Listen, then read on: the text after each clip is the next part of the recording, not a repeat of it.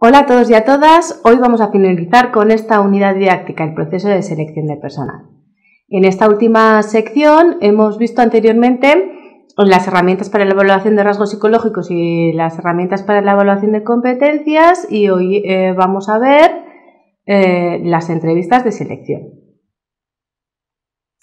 La entrevista de selección ha sido definida como una conversación preparada en la que el entrevistador o la entrevistadora, por una parte, informa al candidato o candidata sobre el puesto de trabajo y la empresa a la que debe incorporarse y, por otra parte, recoge información sobre el candidato o la candidata que le permitirá determinar si posee las competencias exigidas para desarrollar el trabajo y sus posibilidades de proyección futura dentro de la empresa. Toda entrevista de trabajo debe pasar por un proceso. Una primera fase de preparación de la entrevista, donde se define el contenido que tendrá la entrevista, se elige y acondiciona el entorno físico en el que se desarrollará la entrevista y se fija el horario y la duración que tendrá la misma. Es importante señalar que debe de haber espacios de 30 o 60 minutos entre candidatos y candidatas para que la persona entrevistadora tenga tiempo de analizar la información obtenida y también, por supuesto, de descansar.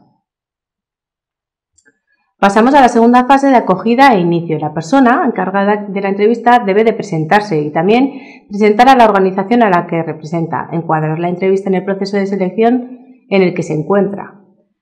Además, le indicará al candidato o la candidata cuáles serán los temas a tratar, el objetivo de la entrevista y cuál será la duración máxima aproximada de la misma. Todo ello debe de realizarse en un ambiente que facilite la comunicación entre ambas partes o también llamado rapport. En la tercera fase, la persona entrevistadora comenzará a preguntar sobre los datos incluidos en el currículum vitae por el candidato o la candidata y después se pasará a cuestiones más específicas.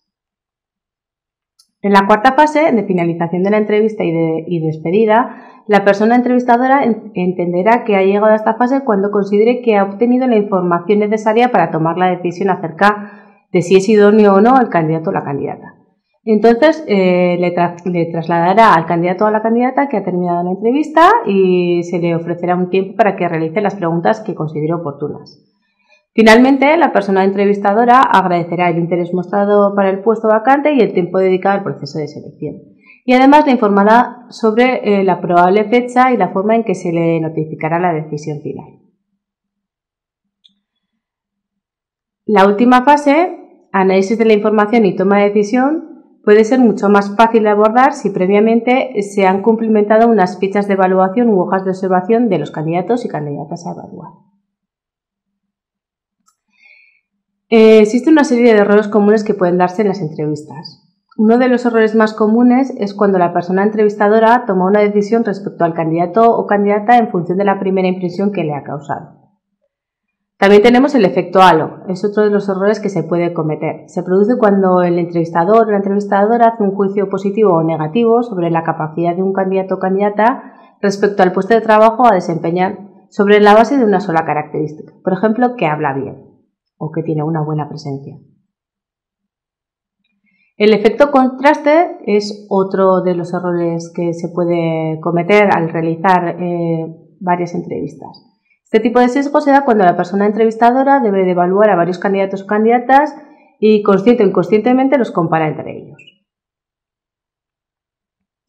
El efecto caballo de batalla es un sesgo que se produce cuando la persona entrevistadora tiene una clara preferencia por un determinado tema de la entrevista en el cual centra toda su evaluación. El efecto generosidad es un sesgo que se da cuando la persona que debe de realizar la entrevista no tiene demasiada experiencia o suficiente información respecto al perfil de exigencias del puesto de trabajo vacante y tiende a realizar evaluaciones más favorables de lo normal. El efecto espejo es ese sesgo que se da en aquella situación en la que el entrevistador o entrevistadora busca en el candidato o candidata características que valora muy favorablemente para darle una evaluación positiva. También tenemos el efecto proyección. Se trata de la tendencia de la persona entrevistadora a comparar las respuestas dadas por los candidatos y candidatas con las suyas propias y sobrevalorar a los que coincidan con ellas. También pueden darse ideas preconcebidas. Este tipo de error se refiere a la influencia de los prejuicios y las ideas preconcebidas del entrevistador o entrevistadora que afectan a la evaluación final del candidato o candidata. En este apartado podemos incluir también los estereotipos. También tenemos hacer deducciones sin buscar confirmación. Este error ocurre cuando el entrevistador o la entrevistadora llega a una serie de conclusiones sobre el candidato o candidata a partir de la información que éste le traslada, pero no la contrasta con el candidato o la candidata. Por otra parte, tenemos el efecto Horn, aquella situación en la que el entrevistador o la entrevistadora valora al candidato o candidata en función de un rasgo concreto que no es de su agrado.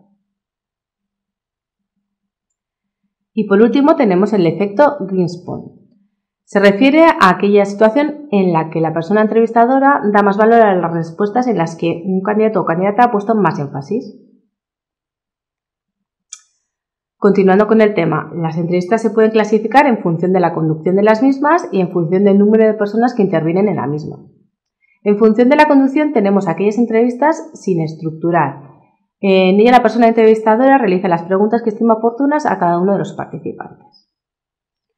En la entrevista semiestructurada, la persona entrevistadora tiene unos temas preparados que puede ir profundizando o no en ellos en base a una serie de preguntas establecidas previamente en función de las respuestas que ofrezca o no el candidato o la candidata. Y en las entrevistas estructuradas, el entrevistador o la entrevistadora recoge la información de manera sistemática y precisa mediante preguntas previamente establecidas que son realizadas a todos y todas las candidatas por igual. En función del número de personas que intervienen, tenemos las entrevistas individuales, las entrevistas en grupo, en las que participan varios candidatos o candidatas simultáneamente, y las entrevistas de panel, donde varias personas entrevistan a un único candidato o candidata. Ahora vamos a pasar a ver algunas de las entrevistas más utilizadas para la selección del personal. La entrevista convencional, la entrevista conductual estructurada y la entrevista de competencias. Las entrevistas convencionales son aquellas en las que una única persona entrevistadora realiza la entrevista a un único candidato o candidata y utiliza para ello un esquema general de los temas que desea abordar en la entrevista, normalmente sin estructurar. Quizás por su tipo de formato la calidad de la entrevista va a depender en gran medida de la habilidad y experiencia del entrevistador o la entrevistadora. Este tipo de entrevistas son las más habituales en las pymes españolas. Las entrevistas conductuales estructuradas se sitúan justo en el eje contrario. Es una herramienta en la que el esquema que se sigue es común a todos y todas las candidatas y candidatos, por lo que se garantiza una experiencia similar a todos ellos. Se basa sobre la idea de que el comportamiento pasado es el mejor predictor del rendimiento futuro y es por ello que se centran en conseguir que los candidatos y las candidatas proporcionen ejemplos concretos de comportamientos realizados en determinadas situaciones. Es una de las entrevistas que ha demostrado mejores propiedades psicométricas y mayor predictibilidad. Por último, tenemos las entrevistas por competencias. Es una variante de la entrevista conductual estructurada que hemos visto previamente, que se centra en obtener ejemplos de conductas desarrolladas en la vida laboral, académica y o personal del entrevistado o de entrevistada, que puedan servir para predecir sus comportamientos futuros en el trabajo mediante una entrevista semiestructurada. Para finalizar el vídeo de hoy hablaremos de las diferentes entrevistas online que se pueden realizar, gracias a los avances que se han dado en las tecnologías de la información y la comunicación. En concreto, describiremos las entrevistas online sincrónicas y asincrónicas, que se utilizan principalmente para determinar si el candidato o candidata debería pasar a la fase final del proceso de selección. Esta fase normalmente se realiza cara a cara, que es la entrevista en profundidad cara a cara. Las entrevistas online sincrónicas son aquellas que se realizan en tiempo real y que habitualmente se realizan a través de videoplataformas como Skype o FaceTime. Las entrevistas online asincrónicas se componen de 4 o 5 preguntas que han sido acordadas entre la persona seleccionadora y la persona contratante y que el candidato o la candidata debe de responder a través de un dispositivo digital. Este dispositivo permite grabar un vídeo en un periodo determinado de tiempo, normalmente una semana. Es necesario que posea una conexión a Internet, como una tablet, un teléfono móvil u ordenador. El candidato o la candidata puede grabar sus respuestas en el momento y lugar que crea conveniente. Sin embargo, no tiene acceso a las preguntas hasta que no inicie la sesión y no se permite pausar la grabación una vez comenzado el proceso, de tal manera que el sujeto no pueda preparar las respuestas que va a ofrecer. Una vez finalizada la grabación, la persona seleccionadora y la persona contratante tienen acceso a las respuestas ofrecidas por el candidato o la candidata y pueden decidir así quiénes deben de continuar en el proceso de selección y quiénes no. Y hasta aquí el vídeo de hoy, con el que cerramos el tema 4, el proceso de selección de personal. En el siguiente vídeo nos adentraremos en el quinto y último tema de la asignatura de Psicología de los Recursos Humanos, titulado La planificación y gestión de la formación de personal. Muchas gracias por vuestra atención y, como ya sabéis, podéis contactar conmigo a través del correo electrónico edurne.martinez@ehu.eus o en horario de tutorías en mi despacho de la Facultad de Psicología. Agur.